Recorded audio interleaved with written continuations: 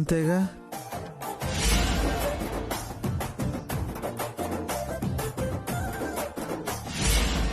వామ్మో, అక్కడ మా వదిన ఏవేవో కలలు కంటుంది, ఇక్కడ ఇంకేమో జరుగుతుంది.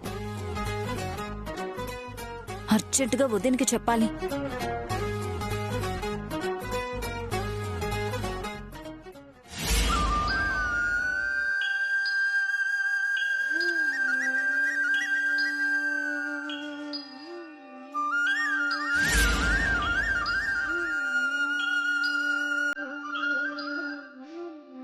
ఇప్పుడు నీకు ఇదొక్కటే తక్కువ.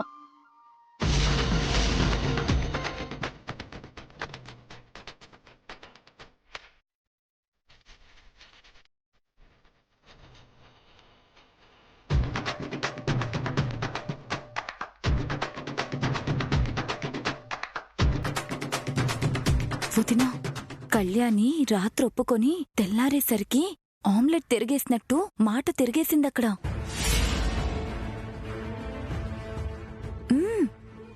నీ కొడుకు ఏదో చేస్తాడు, కళ్యాణి మనసు మాట మారుస్తాడు అనుకుంటున్నాం. అక్కడ సీన్ రివర్స్ లో ఉంది. నీ కొడుకే ఆ కళ్యాణి మాట వినేలా ఉన్నాడు. నిన్న రాత్రైతే సరే నీ మాట వింటాను అండం నేను కూడా నా చెవులతో విన్నాను కదా. తెల్లారేసరికి తూచ్ నేనలా అనలేదంటుంది వదినా. ఏంటి అదన్ని నాటకాలు ఆడుతుందా? మామూలుగా ఆడ్డం లేదు వదినా, అది మహానటినే మరిపిస్తుంది. మనం అత్తయ్య గారి గురించి ఆలోచించడం తర్వాత, ముందు అట్నుంచి నరుక్కుంటూ రావాలి. ఈ పదవి వచ్చేంత వరకు మారిన దమయంతలా ఉండాలనుకున్నాను. అది ఉండనిచ్చాలా లేదో. పద, దాని సంగతి చెప్తాను.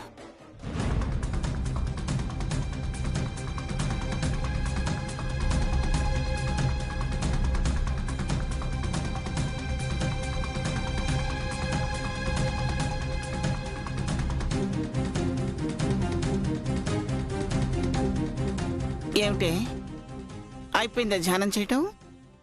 మధ్యలో ధ్యానభంగమైందమ్మా.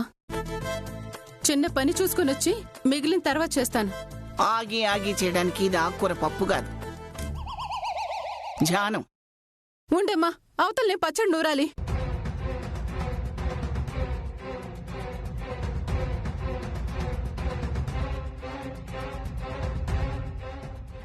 ఏంటే నాటకాలు ఆడుతున్నావా? రాత్రి నా వైపుంటానని ఒప్పుకున్నావట, తెల్లారేసరికి మాట మారుస్తావా? అసలు మాటిచ్చింది నాకు గుర్తులేదత్తయ్యా. ఆఫీసర్ మాటలు చెప్తుంటే ఆయన్నే చూస్తూ ఆయనేం చెప్పారు, నేనేం చెప్పాను అన్నీ మర్చిపోయాను. ఇంకో నా వల్ల కాదు. ఇది నా సహనాన్ని పరీక్షిస్తుంది. నిన్ను ఏంటిది? అది కాదు నాన్న, నువ్వు చెప్పావని ఆవేశం కోపం అన్నీ మర్చిపోయి మీ నాన్నని కూడా ఏమీ అనట్లేదు. మీ అమ్మ మారితే అట్లుంటది మరి. కానీ నీ భార్య చూడు. అమ్మా, నేనున్నాను కదా, నేను చూసుకుంటాను. నాకు వదిలే. కళ్యాణి పద.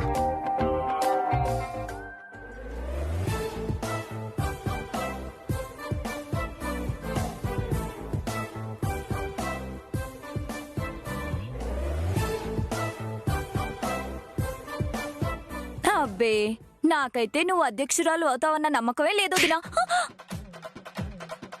Wow, super shot. అలాగే ఉండండి, ఒక ఫోటో తీస్తాను.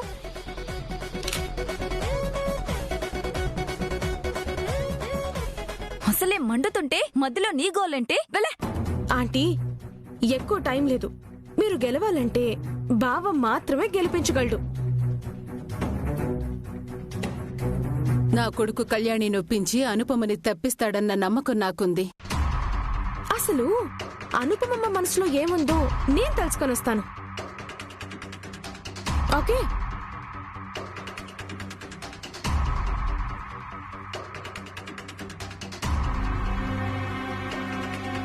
ఇదిగో వదినా, నువ్వు గెలవాలంటే అందులో నా ఓటు కూడా ఉండాలి, అది గుర్తుంచుకో. అందుకని కొట్టినందుకు ఇప్పుడు క్షమాపణలు చెప్పాలా? అలాంటివేముండవు. కాకపోతే నాకు పదవొస్తే నా అసిస్టెంట్వి నువ్వే. ఆ మాట ముందే చెప్పవేంటుదినా? అలా అయితే నీ ఇష్టం వచ్చినట్టు కొట్టుకో.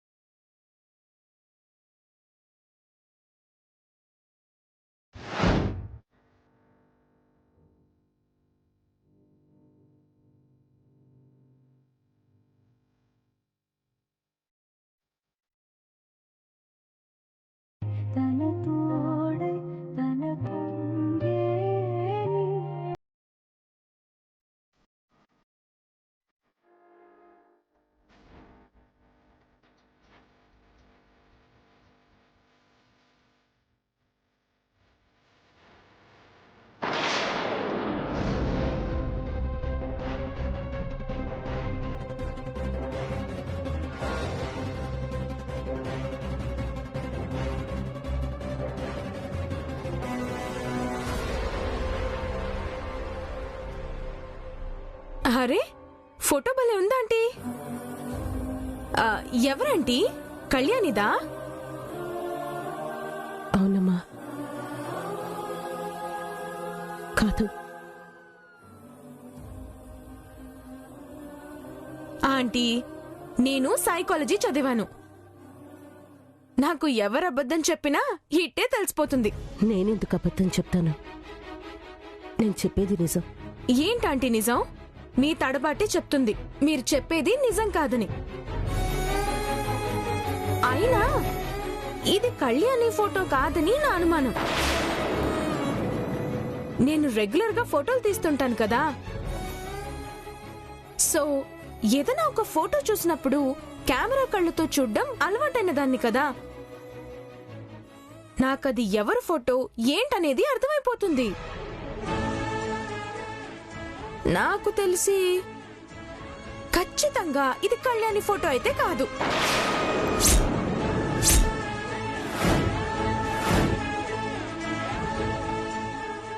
మీరు అబద్ధం చెప్తున్నారా ఆంటీ? నిజం చెప్పండి, ఎవరి ఫోటో ఇది? చెప్పండి అనుపమమ్మ, అందరికీ అమ్మ మీరు.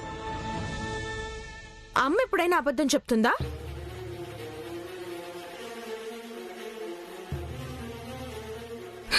సర్లే, ఏదో రహస్యాన్ని ఎవరికీ తెలియకుండా దాచిపెట్టాలని చూస్తున్నట్టున్నారు, అంతే కదా? అవును, నిజంగానే మీకు పిల్లలేరా? నాకెందుకు లేరు? నాకు నా బిడ్డ కళ్యాణి ఉందిగా. ఆంటీ, కళ్యాణి మీ సొంత కూతురు కాదని దమయంతి ఆంటీ నాకెప్పుడో చెప్పింది. చిన్నప్పుడంటే నాకు తెలీదు, కానీ ఇక్కడికి వచ్చాక అన్నీ తెలిసాయి. మీకు పిల్లలు లేరంటగా? పిల్లలు లేని వాళ్ళని అదేదో అంటారుగా, గొడ్రా.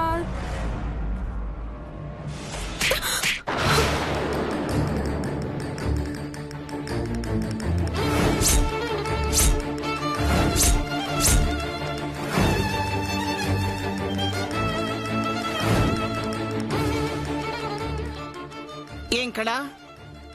దేని గురించి మాట్లాడుతున్నావు? అసలు నీకేం తెలుసని మాట్లాడుతున్నావు? నువ్వు వచ్చిన పనేమిటి? నువ్వు మాట్లాడుతున్న మాటలేమిటి? అది కాదు నానమ్మా. నార్మల్,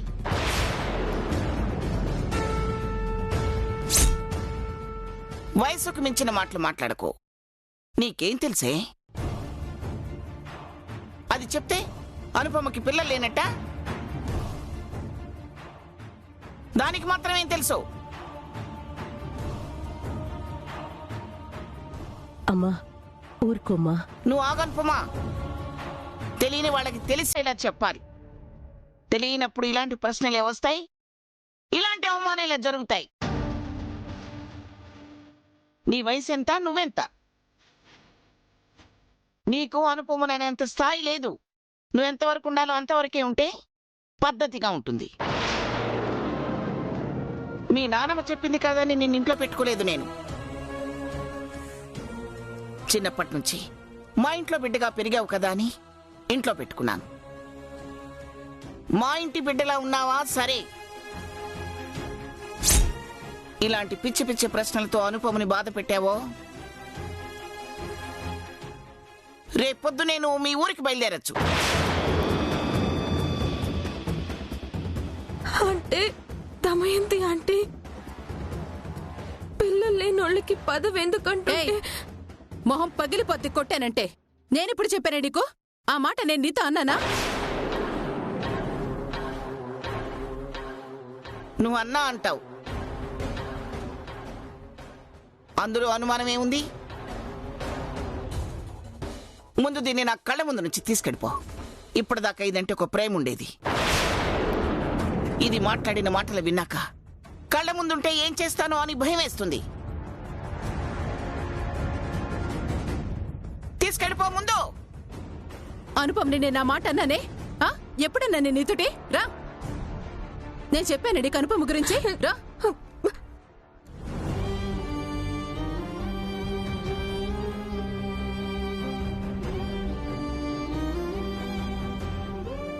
ఏం చేస్తావు అనుపమా?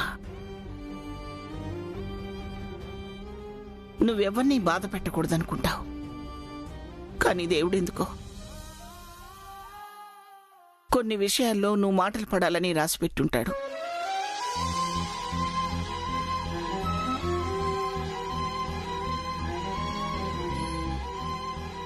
నీ కడుపులో ప్రాణం పోసుకునే దీనికి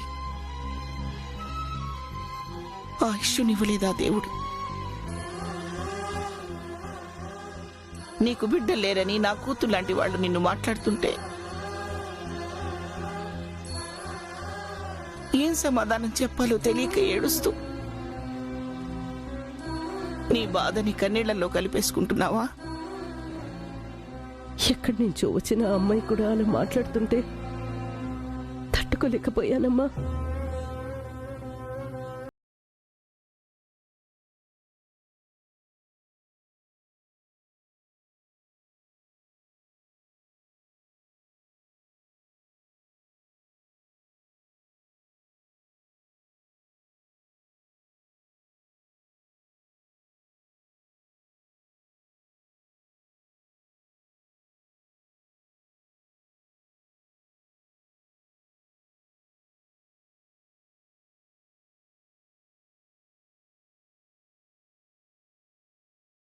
అన్ని రెచ్చగొట్టుంటుంది. ఎవరమ్మా నీకు పిల్లలు లేరు అంది?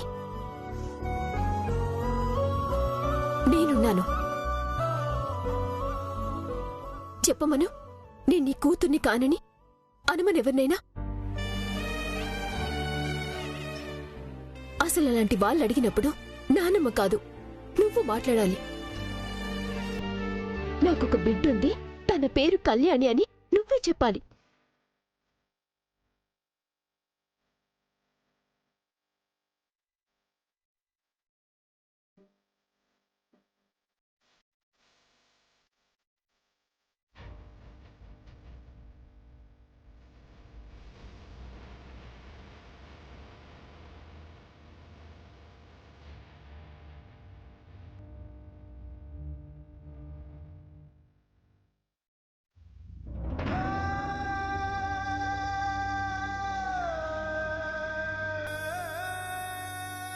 అవుననుపమా, అధ్యక్షురాలిగా దమయంతి పేరు చెప్పలేదని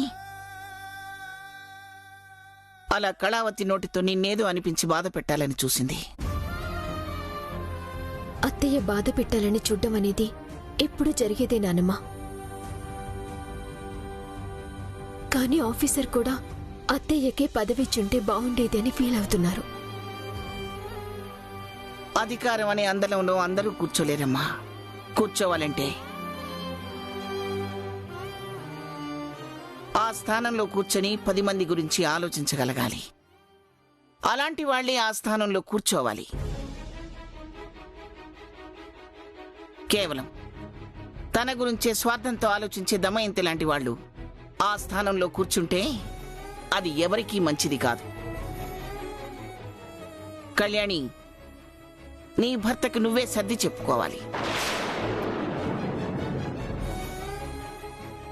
దమయంతిని ఆ స్థానంలో కూర్చోపెట్టాలనుకున్న శౌర్య ఆలోచనల్ని నువ్వే మార్పించాలి. ఆ ప్రయత్నంలోనే ఉన్నాను నానమ్మ.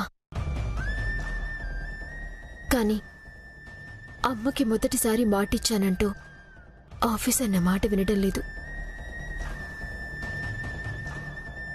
అయినా ప్రయత్నిస్తూనే ఉన్నాను. ఒకసారి కాకపోతే ఒకసారి నేను ఈ మాట వింటాడు. ఎందుకంటే నువ్వు భార్యవి కాబట్టి. నీ ప్రయత్నం నువ్వు చేస్తూ ఉండు. అలాగే నానమ్మ. అమ్మా, పాపం అనవసరంగా అమ్మాయి మీద చేయి చేసుకున్నావేమో. ఎంత బాధపడుతుందో. నిన్ను అనకూడని మాటలు అన్న వాళ్ళ గురించి ఆలోచిస్తున్నావా అనుపమా?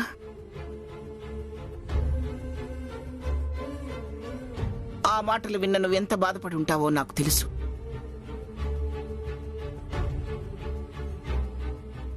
విన్న నేనే కోపాన్ని ఆపుకోలేక దాన్ని చెంప చెళ్ళుమనిపించాను. కానీ నువ్వు మాత్రం ఆ అమ్మాయి గురించి ఆలోచిస్తున్నావు.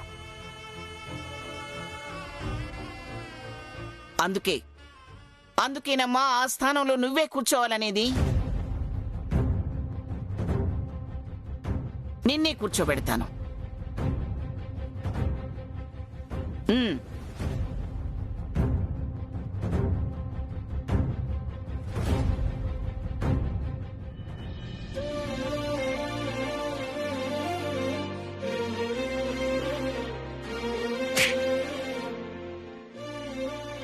నువ్వెంతవరకు ఉండాలో అంతవరకే ఉంటే పద్ధతిగా ఉంటుంది. మా ఇంటి బిడ్డలా ఉన్నావా? సరే, రేపొద్దు నేను మీ ఊరికి బయలుదేరచ్చు.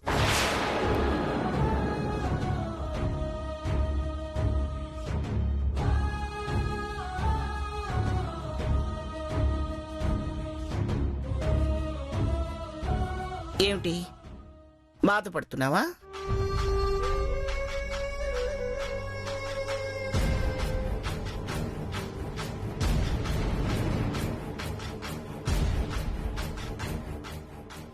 నేను మాట అడుగుతాను, నిజం చెప్పు. నువ్వు అసలు నిజంగా మా బ్రహ్మరమ్మ మనవరాలివేనా?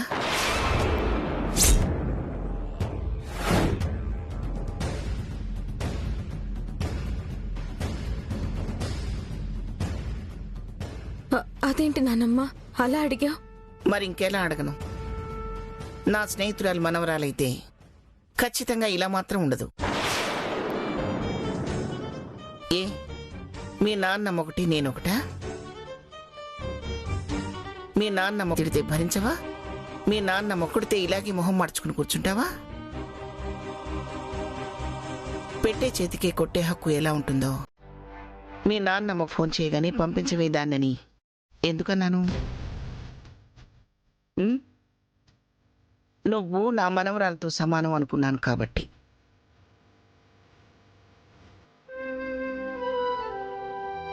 ఏదో కోపంలో దెబ్బ కొట్టగానే ఇలా ముఖం నల్లగా పెట్టుకుని పక్కకొచ్చి కూర్చుంటావా?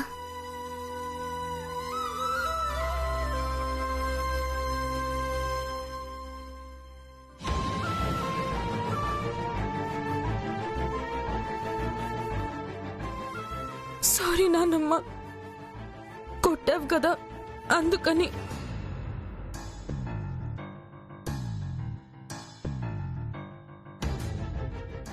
ఎందుకు కొట్టాను?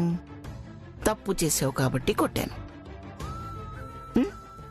మంచి పని చేస్తే మెచ్చుకోవటలే, ఇది కూడా అంతే. ఒక్కటి గుర్తుపెట్టుకో, అనుపమ ఎవరినీ బాధ పెట్టదు. అలాగే తనని ఇంకోసారి బాధ పెట్టాలని చూడకు. అది నాకెప్పటికీ నచ్చదు. అర్థమైందా? సరే, ఏడ్చావు కదా, వెళ్ళి మొహం కడుక్కో. మొహం అంతా పీక్కుపోయింది.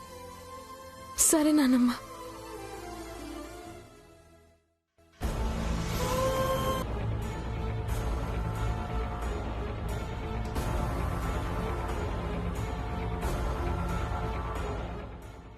ఆ కళావతి.